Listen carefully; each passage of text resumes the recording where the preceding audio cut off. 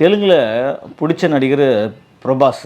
பிரபாஸ் பாகுபலிக்கு அப்புறம் ஏதாவது உருப்படியாக தேர்வான்னு பார்த்தா, உருப்படியாக ஒரு படமும் தெரில. ஆனால் பட்ஜெட்லாம் 500 கோடி 400 கோடி 1000 கோடி தொடுன்னு சொன்னாங்க.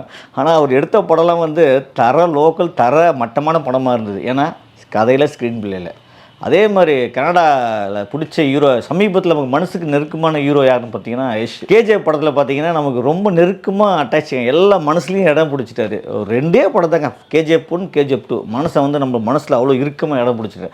அதுக்கு காரணம் நம்ம வீட்டு பையன் மாதிரி நம்ம ஹீரோ மாதிரி.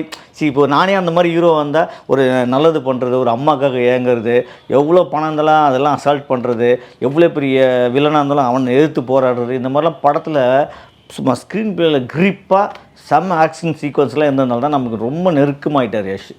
ஆனால் இப்போது டாக்ஸின்னு ஒரு படம் பண்ணுறாரு. அந்த படத்தில் பார்த்தீங்கன்னா தாடி மீசெல்லாம் இல்லாமல் திடீர்னு வந்து நிற்கிறாரு.